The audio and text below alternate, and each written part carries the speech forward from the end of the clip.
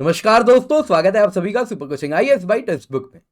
दोस्तों, कुछ देश ऐसे होते हैं जिनसे पूछो क्या है तो वो कहते हैं हमारी जियो स्ट्रेटेजिक लोकेशन है।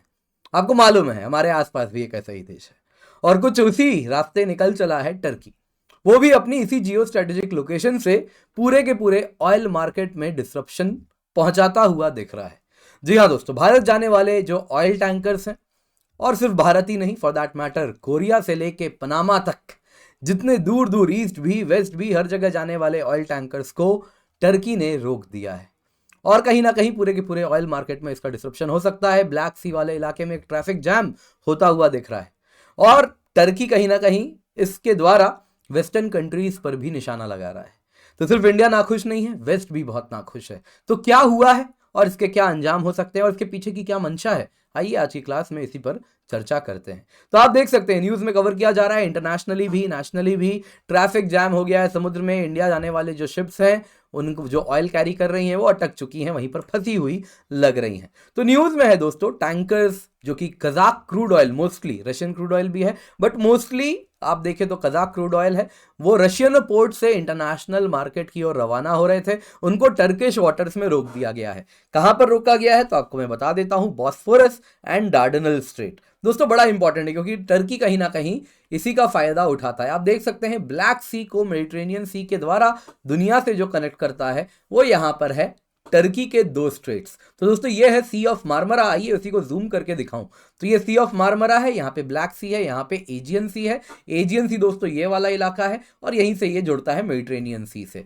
तो कोई भी शिप्स, कोई भी ऑयल अगर ब्लैक सी से दुनिया में जाना चाह रही हैं तो उसको ये दो स्ट्रेट पार करने होते हैं। यहाँ पे जो दो स्ट्रेट है आप देख सकते हैं, इधर पे आता है इस्तांबुल में स्ट्रेट ऑफ बॉस्फोरस, यहां पे आता है स्ट्रेट ऑफ डार्डनल्स। तो इन शॉर्ट अगर किसी भी शिप को ब्लैक सी से पार करके दुनिया में जाना है तो उसको इन दो स्ट्रेट से गुजरना होगा और वहीं पर टर्की, जो कि टर्की के कंट्रोल में है, टर्की ने उन शिप्स को रोक दिया है। टैंकर जैम की बात करूं दोस्तों तो इस हफ्ते की शुरुआत से ही हो गया है, मंडे से हुआ है जब G7 और EU का प्राइस कैप लग गया था रशियन ऑयल एक्सपोर्ट्स पर। तो इशू क्या है आइए आपको बताता हूं।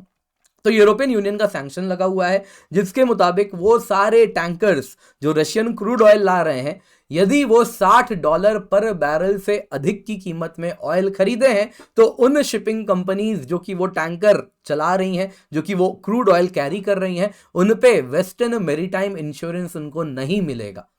और अगर वो $60 पर बैरल से कम में ऑयल लेकर के जा रही हैं तो ही वो वेस्टर्न मेरीटाइम इंश्योरेंस कंपनीज का इंश्योरेंस का बेनिफिट अवेल कर सकेंगी। पर्पस बड़ा सिंपल था। पर्पस क्या था, क्योंकि 90% ऑफ शिपिंग क्रूड जो भी कैरी हो रहा है वो वेस्टर्न कंपनीज के द्वारा ओन्ड इंश्योरेंस कंपनीज ही प्रोवाइड करती हैं। तो इस प्रकार से यदि उनको इंश्योरेंस नहीं मिलेगा तो ऑब्वियसली रशिया अपने क्रूड $60 पर बैरल से कम में बेचने पर मजबूर हो जाएगा। तो इस प्रकार से वेस्टर्न कंट्रीज ऑयल भी लेती रहेंगी रशिया से सस्ते में और at the same time Russia oil बेच के मुनाफा भी नहीं कमा पाएगा। तो इस वक्त की बात अगर मैं करूं तो 19 crude oil tankers Turkish water को क्रॉस करने के लिए मंडे से ही वहां पर अटके हुए हैं और कई बैरल्स ऑफ ऑयल इनमें फंसा हुआ है। तो ऑयल जो कि अगर आप देखें टर्की के स्ट्रेट्स में अटकी हुई है, वो अगर आप देखें तो मोर और less most of them are of Kazakhstan origin. तो यहां पे आपको बताना चाहूंगा कजाकिस्तान का जो ऑयल है वो अगर आप देखें तो इस प्रकार से यहां से पंप किया जाता है पाइपलाइन में और इस तरीके से आप देख सकते हैं अस्तराखान को पार करते हुए ब्लैक सी में लगा हुआ यहां पे मरीन टर्मिनल है और इसी मरीन टर्मिनल से अगर आप देखें तो ये ब्लैक सी के द्वारा फिर दुनिया को इस तरीके से आप देख सकते हैं यहां से ये सप्लाई किया जाता है टर्किश स्ट्रेट्स को पार करके।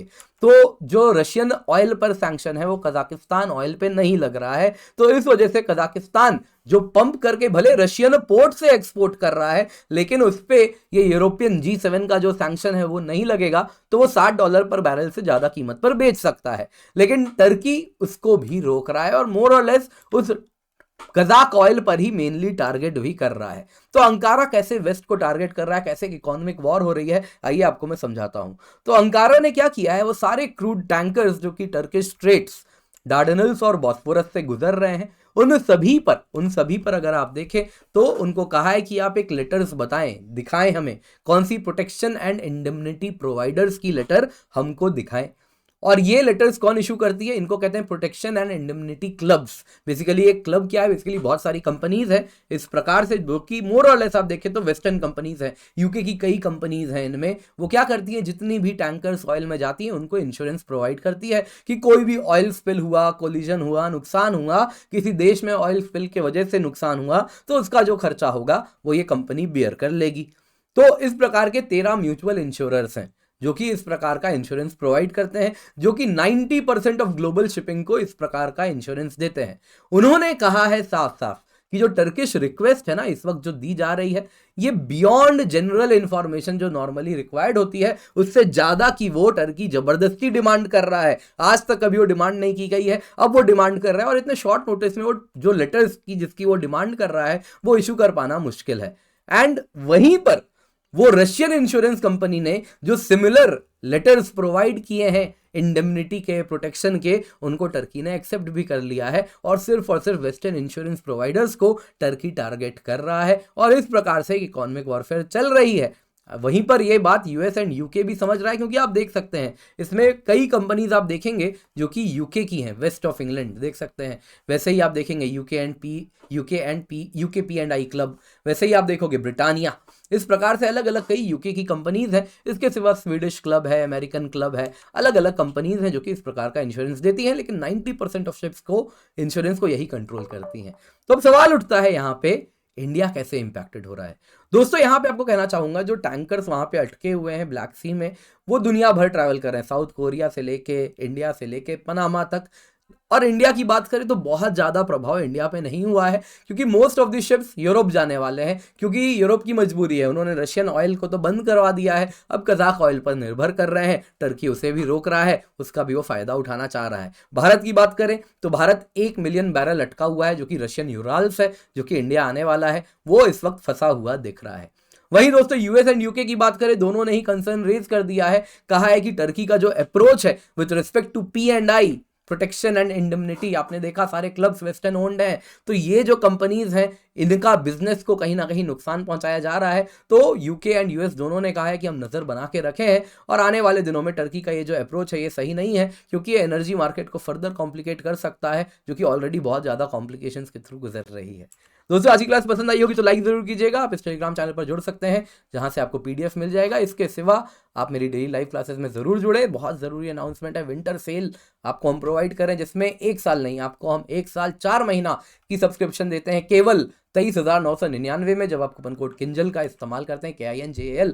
इस सब्सक्रिप्शन से आपको जीएस कोर्सेज मिलेंगे, ऑप्शनल कोर्सेज मिलेंगे, सब्जेक्ट कोर्सेज मिलेंगे, सीसैट कोर्सेज मिलेंगे, हिंदी इंग्लिश दोनों में कोर्सेज मिलेंगे, सुपर टीचर्स के कोर्सेज मिलेंगे। तो इसका फायदा जरूर उठाएं।